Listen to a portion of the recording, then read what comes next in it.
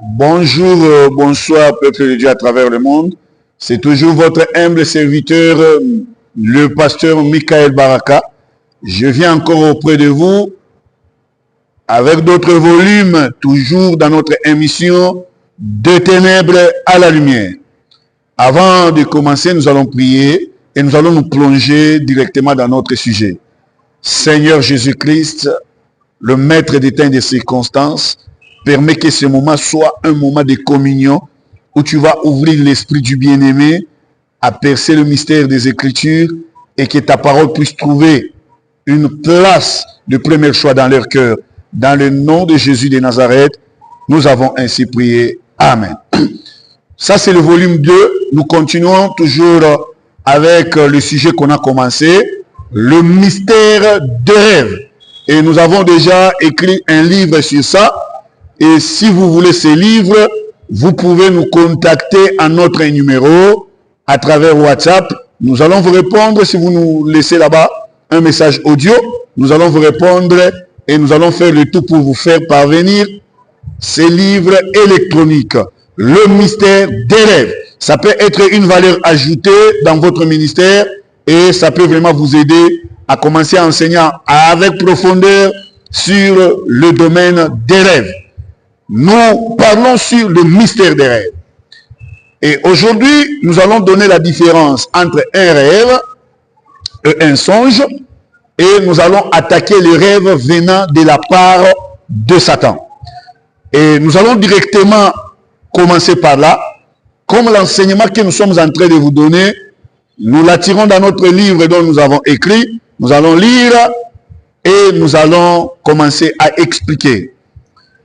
Écoutez, la différence entre le rêve et le songe, la principale différence est que le rêve est une production de l'esprit plus ou moins complexe, influencée par notre vie quotidienne, tandis que le songe implique l'intervention d'une puissance extérieure, comme Dieu, des anges ou des démons, communiquant un message qui nécessite souvent une interprétation.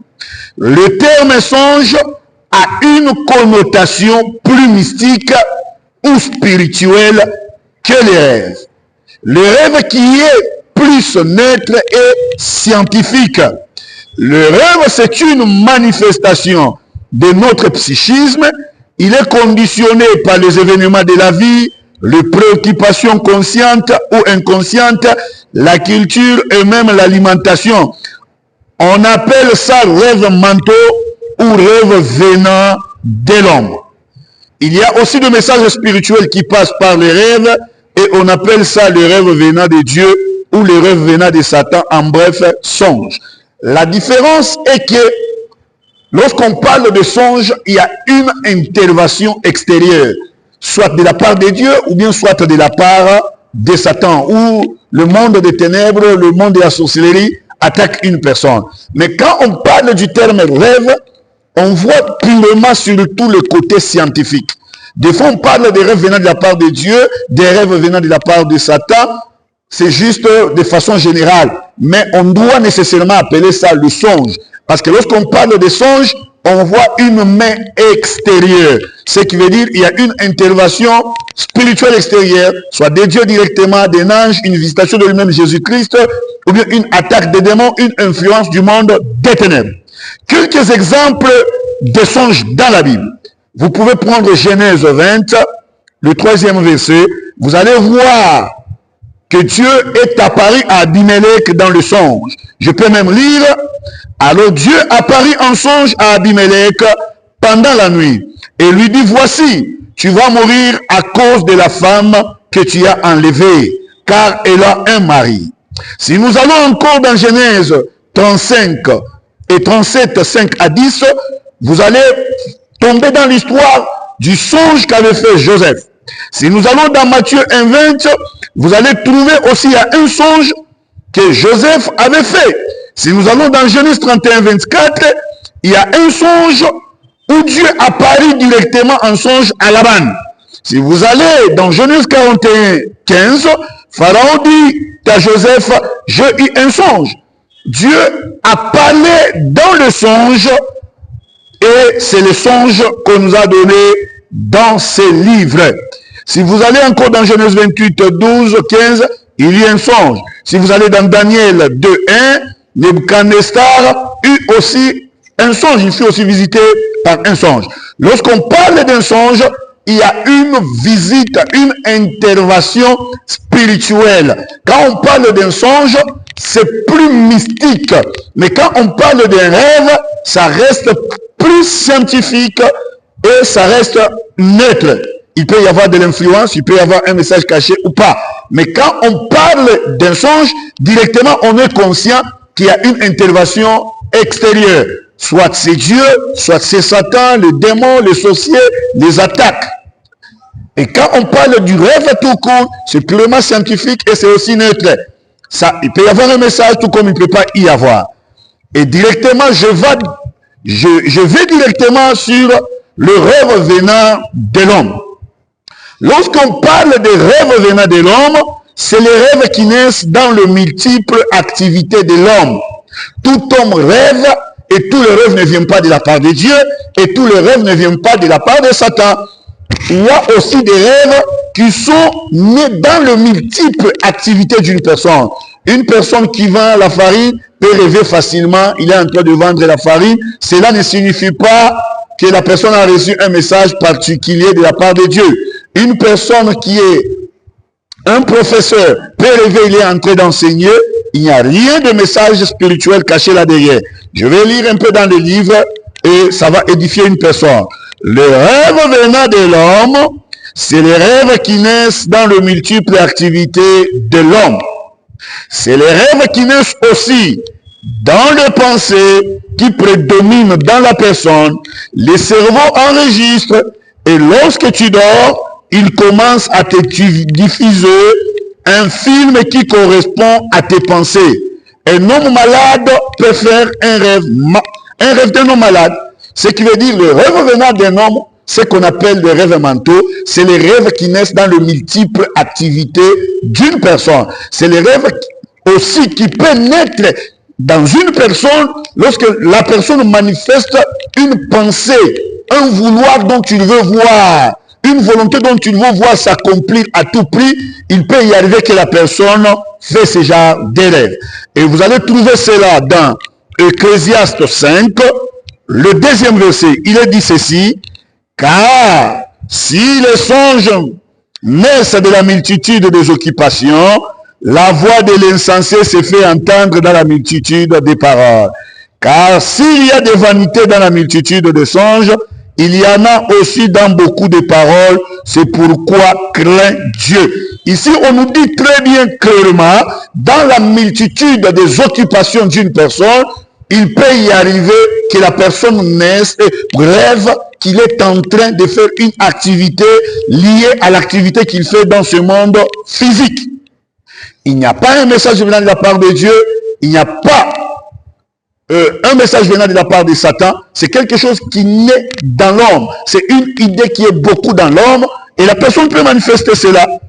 Et tirez attention, c'est aussi des rêves qui sont aussi exploités par le monde des ténèbres pour ouvrir des portes. C'est comme une personne qui aime beaucoup une fille, le fait de rêver cette fille, commencer à faire des rêves romantiques, commencer à faire ce genre de rêves, peut ouvrir aussi une porte souvent à des succumbes et des succumbes. Nous allons dans Ésaïe 29, le 8e verset. Comme celui qui a faim rêve qu'il mange, puis s'éveille l'estomac vide. Une personne affamée, donc dans ses pensées, dans ses idées, il a eu beaucoup à penser à la nourriture. Tellement il a faim, il peut rêver, il est en train de manger. Ça ne signifie pas seulement qu'il est sous attaque de la sorcellerie. Il y a des fois, ça vient aussi dans la personne, à travers les occupations, à travers les soucis, les pensées, la personne peut rêver. Et comme celui qui a soif rêve qu'il boit, puisqu'il s'éveille épuisé et languissant, ainsi en sera-t-il de la multitude des nations qui viendront attaquer la montagne de Sion. Et vous allez comprendre directement par là que le rêve venant de l'homme, c'est les rêves qui naissent dans le multiple activité de l'homme. Il n'y a rien de Dieu là-bas, il n'y a rien de Satan là-bas, c'est scientifiquement explicable. Je retourne encore, je lis encore quelque chose. Vos rêves sont les reflets de votre disposition d'esprit. Si vous êtes obscène, vous ferez des rêves obscènes. Si tu es une personne obscène, ne sois pas étonné, tu vois des rêves obscènes, appelés des rêves mentaux, qui naissent en toi, mais qui ne viennent pas de la part de Dieu, ni de la part de Satan, mais qui peut être une porte pour les démons, si ça continue. Si vous êtes d'esprit et de pensée sainte, vous ferez des rêves saints. Les gens confus font des rêves confus et insensés. Le rêve démoniaque pour des gens possédés par des démons. Les gens malades font des rêves de maladie. Nous pouvons lire dans Job 4 et 12, « Une parole est arrivée furtivement jusqu'à moi, et mon oreille en a accueilli le son léger.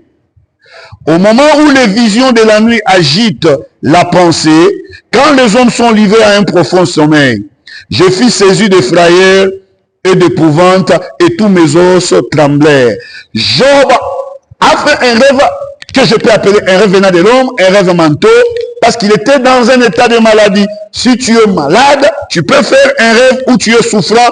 Cela ne signifie pas que tu as été attaqué.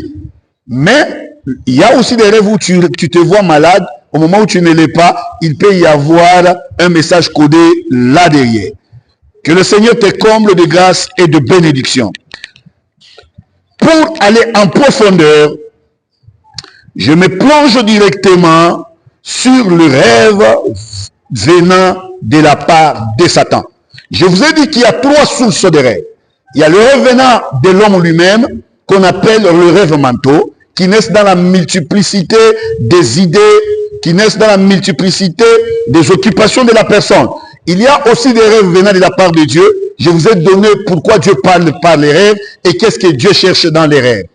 Il y a aussi le rêve venant de la part maintenant de Satan, comme une troisième source des rêves. Le rêve venant de la part de Satan. Satan utilise aussi le rêve pour attaquer les gens et pour s'aimer le désastre. Pour s'aimer le désastre. Pour s'aimer le désastre.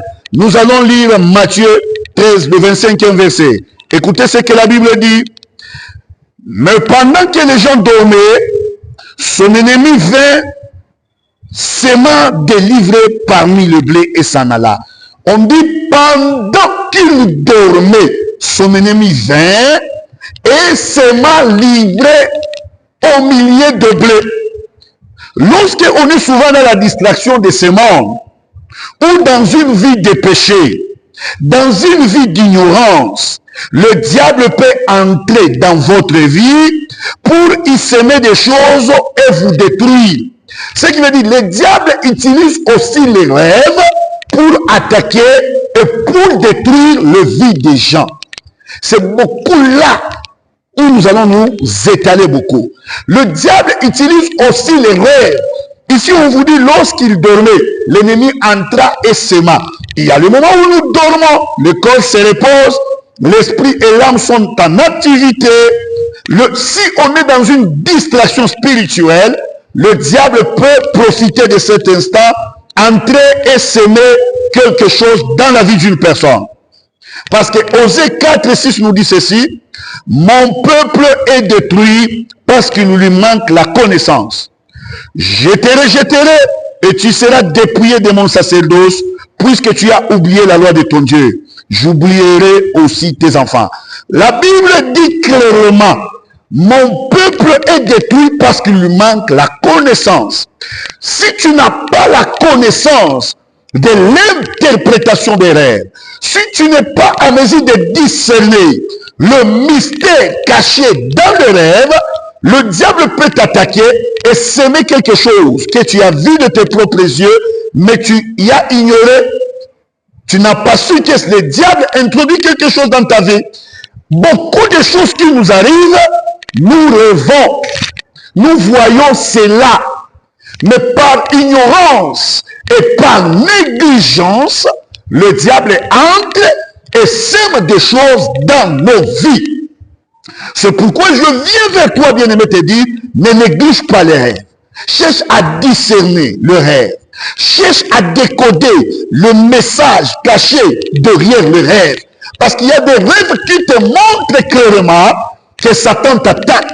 Il y a des rêves qui te montrent clairement que le diable entre dans ta vie. Parce que j'ai toujours dit, le rêve est comme un miroir qui nous montre ce qui se passe spirituellement dans notre vie.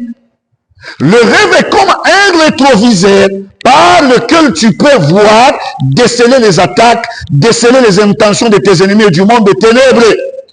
Une personne qui ne mémorise pas ses rêves, une personne qui ne capte pas ses rêves, une personne qui ne décèle pas le message caché dans le rêve, c'est une personne qui est exposée à la destruction.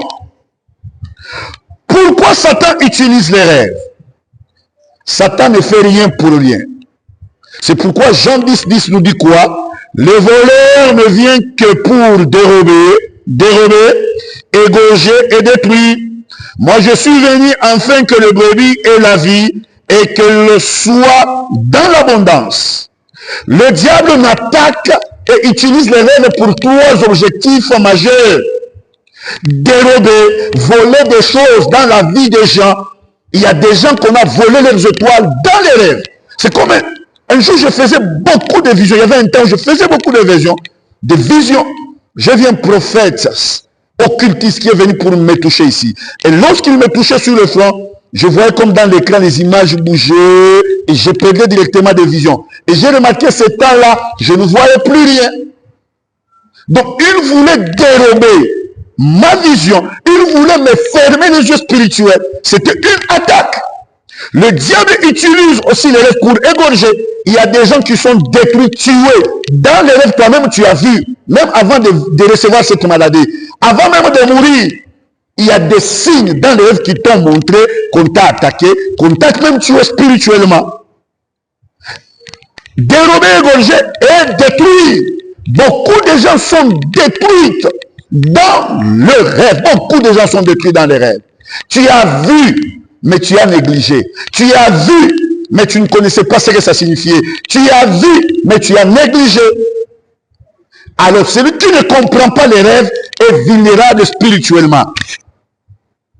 Rappelez-vous, je vous ai dit que le rêve est la base. Ça n'engage que moi. Est la base ou la mère de tout le don prophétique. C'est pourquoi Dieu lui-même, il a dit, lorsqu'il y aura un prophète au milieu de vous, c'est pas des songes, des rêves que je lui parlerai. C'est la mère du mystère prophétique. Le diable utilise, pourquoi il utilise les rêves? Pour bien attaquer les gens. Le diable passe par les rêves pour bien vous attaquer. Le moment où vous êtes inoffensif, vous êtes dans la faiblesse, vous ne savez pas ce qui se passe spirituellement. C'est pourquoi la Bible nous appelle à veiller et prier. Parce que lorsque nous prions beaucoup, ça vivifie notre esprit. Ça donne la force à notre esprit. Notre esprit devient fort. Même quand vous êtes attaqué dans la dimension des rêves, tu vas te voir, tu es en train de lutter avec des gens, des centaines de gens, des dizaines de gens. Mais tu les tapes, tu les tabasses, tu les tues. Parce que ton esprit est fort spirituellement. Il utilise les rêves pour bien attaquer les gens. Ça, c'est le premier point. Deuxièmement, il utilise les rêves pourquoi? Satan utilise les rêves pour bien camoufler ses attaques sournoises, pour bien dissimuler ses attaques. Parce que tu ne t'y attends pas. C'est comme une personne qui rêve, on lui donne la viande, le sommet, en train de manger une nourriture. C'est une attaque sournoise. Tu peux croire que c'est un rêve, mais ce n'est pas un rêve. C'est une réalité spirituelle. On te fait manger des nourritures souillées, des nourritures empoisonnées dans le monde de la sorcellerie pour t'atteindre. Tu te retrouves là, tu as des maladies bizarres, tu as des complications du ventre, la santé devient instable. Mais dans les rêves, tu avais vu déjà. Mais comme tu étais dans l'ignorance, cela arrive dans ta vie. Le monde des ténèbres aime lorsqu'il attaque que tu ne puisses pas voir. Ils aiment opérer comme le BD Spirits américain. Ils aiment surprendre. Ils aiment passer inaperçus. Ils aiment passer là où les radars ne les captent pas. Pourquoi le diable utilise les rêves? Pour causer des calamités et des tragédies dans la vie des gens. Tu te vois toujours en train de pleurer, tu pleures beaucoup dans les rêves. C'est déjà un signe qu'on a planifié une tragédie, on a planifié une calamité. Tu vas passer des moments douloureux, tu vas finir même par ta propre mort. Tu vois déjà dans les rêves, mais comme tu ignores, cela peut arriver. Il y a un adage français qui a toujours dit, tout n'a pas besoin d'arriver, hein, mais tout peut arriver quand on est distrait. Quatrièmement, pour détruire le vie des gens. Cinquième, pour infliger des maladies démoniaques à travers des rêves où tu es en train de voir, tu es en train de manger. Il vous attaque sournoisement pour vous imposer des maladies démoniaques. Pour terrifier les gens, parce que Satan utilise beaucoup la terreur. Il y a des rêves de foi, des cauchemars. On terrorise pour créer la peur et ouvrir une porte pour t'avoir. Pour faire des alliances inconscientes avec les gens. Il y a les gens qui ont fait les alliances avec le monde des ténèbres par la dimension des rêves. Tu vois, on te réveille, on t'amène quelque part. Tu crois que c'est un rêve, ce n'est pas un rêve. Une alliance, pas informelle, hein, formelle. Que le Seigneur te comble de grâce là où tu es en train de me suivre.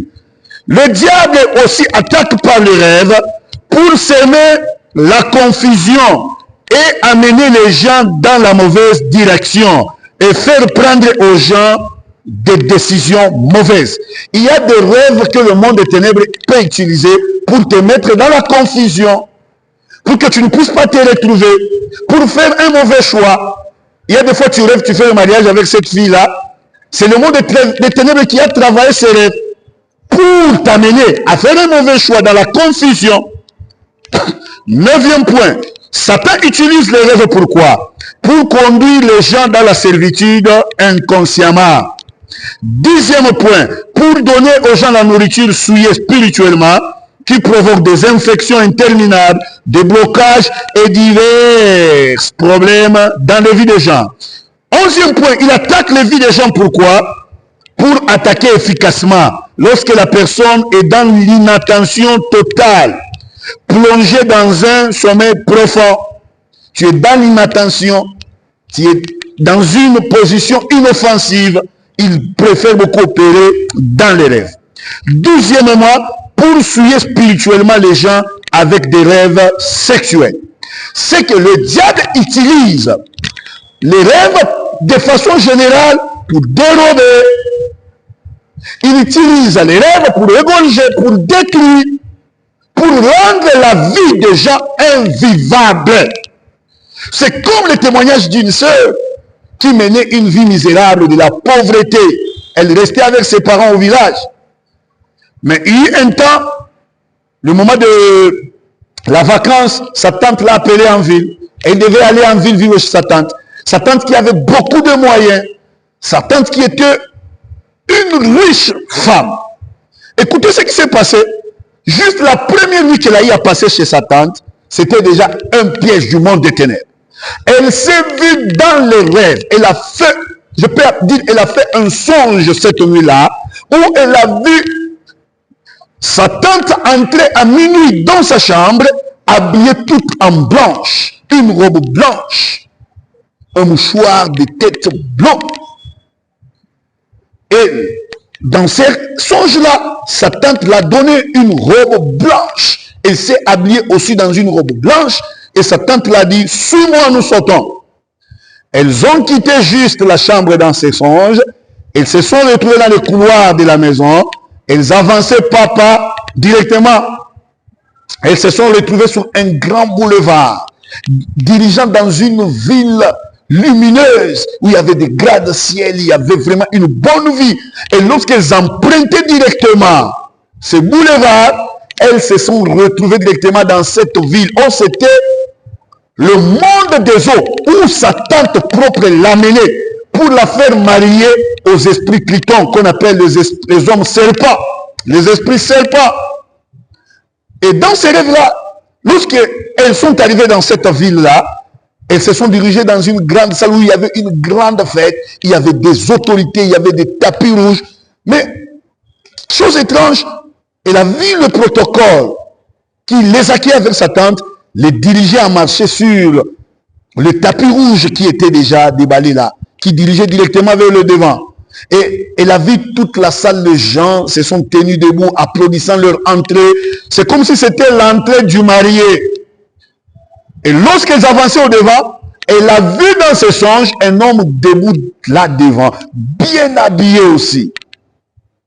Lorsqu'elles sont arrivées devant, elle a vu sa tante la diriger dans le main de cet homme et la tante est retournée et s'est assise à côté. Et la cérémonie du mariage a commencé. Lorsqu'on l'a fait porter dans ses songes juste la bague de l'alliance, directement, le songe s'est arrêté par là. On l'a plongé dans le monde lobat et ne voyait pas maintenant tout ce qui s'est passé. Le matin, elle s'est réveillée fatiguée. C'était une fille qui était encore vierge. Lorsqu'elle s'est regardée, elle a vu le sang. Elle s'est dit, mais je croyais que c'était un rêve. Mais ce n'était pas un rêve. C'était une réalité spirituelle qu'elle vivait. Et lorsque c'est arrivé vers 8h, 9h, elle a vu sa tante venir dans sa chambre et elle a dit, ce que tu as vu, ne dis jamais à personne. Directement, le problème a commencé dans la vie de la jeune fille. Elle croyait que c'était un rêve. Elle croyait que c'est le rêve, mais ce n'est pas le rêve. Le diable utilise des fois des rêves pour nous imposer des alliances. Et qu'est-ce qui est arrivé à la sœur? Après cette vacance, elle est retournée chez ses parents au village. Elle a continué les études. Elle a commencé à remarquer qu'elle développait la poitrine comme une femme mariée. Et des fois, elle écoutait le pleur de bébé, mais elle se posait la question, mais qu'est-ce qui arrive? Mais spirituellement, elle avait déjà enfanté, mais elle était mariée dans le monde des eaux. Elle avait même des enfants. Elle écoutait les cris de bébé. Des fois, elle se réveillait comme ça, elle voyait ses seins. C'est comme si elle faisait allaiter un enfant. C'était déjà une réalité. Et cette réalité a été découverte le moment de sa délivrance avec son pasteur. C'est l'esprit qui parlait. Et lorsqu'on l'a réveillé, on l'a posé des questions. Elle a dit, oui, c'est vrai, ça m'était arrivé. Je vais dire à une personne, ne néglige pas le rêve. Ce que tu ignores, ça ne signifie pas que ça n'existe pas. Le diable utilise les rêves pour attaquer le vie des gens. Je vais conclure par ici, en vous donnant 11 points, très importants. Je vais juste les épeler, mais avec les émissions à venir, nous allons entrer en profondeur. Comment découvrir un rêve venant de Satan? Comment tu peux découvrir que ces rêves viennent de Satan? Les rêves venant de Satan sont caractérisés par des formes d'attaque et des ruses. Suis-moi très bien. Premier point, pour découvrir un rêve venant de la part de Satan, des manifestations mystérieuses ou démoniaques, des chats qui miaulent devant la porte, des aboiements de chiens, des rideaux qui bougent à l'occasion de rien dans la chambre, la nuit en vous réveillant, des apparitions d'un chat étranger dans la maison. Soudainement, un chat apparaît comme ça, juste après avoir fait un rêve. La présence de beaucoup de fourmis noires ou rouges dans la maison, juste après avoir fait un rêve. Deuxièmement, vous aurez la chair de poule et sentir des présences dans la chambre. Troisième point, après avoir rêvé, la personne s'élève avec des sentiments de confusion. La personne semble être perdue. Quatrièmement, la personne se réveille fâchée avec des humeurs d'énervement. Les gens qui se réveillent comme ça, avec des humeurs, ils commencent à bouder tout le monde. Ils regardent les gens avec dédain. C'est souvent le signe aussi qu'une personne a été visitée à travers des rêves sataniques, des rêves venant de la part du monde des ténèbres.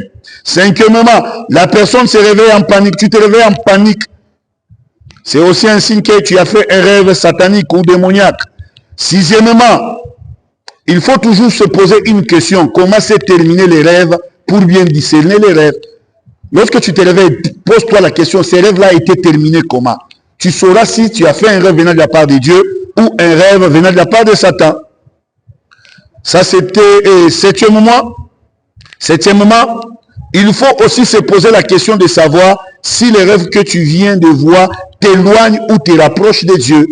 Il faut discerner ces rêves pour comprendre est-ce que vraiment ça vient de la part de Dieu ou ça vient de la part de Satan. Huitièmement, il faut toujours s'interroger si le rêve que tu viens de faire est conformément à la parole de Dieu. C'est pourquoi la connaissance de la parole de Dieu est primordiale dans l'interprétation des rêves. Neuvièmement, est-ce que ces rêves te mettent en confusion ou te donnent la paix? Après avoir fait ces rêves, tu es dans la confusion, tu retrouves la paix. Si tu vois que tu as beaucoup d'inquiétudes, Ça ne vient pas de la part de Dieu. Est-ce que les rêves m'édifient ou pas? Est-ce que les rêves que je viens de faire m'édifient ou pas? Parce que lorsque Dieu te parle, il te parle pour t'édifier, pour t'orienter. Et souvent, les rêves venant de la part de Dieu installent la paix et la quiétude.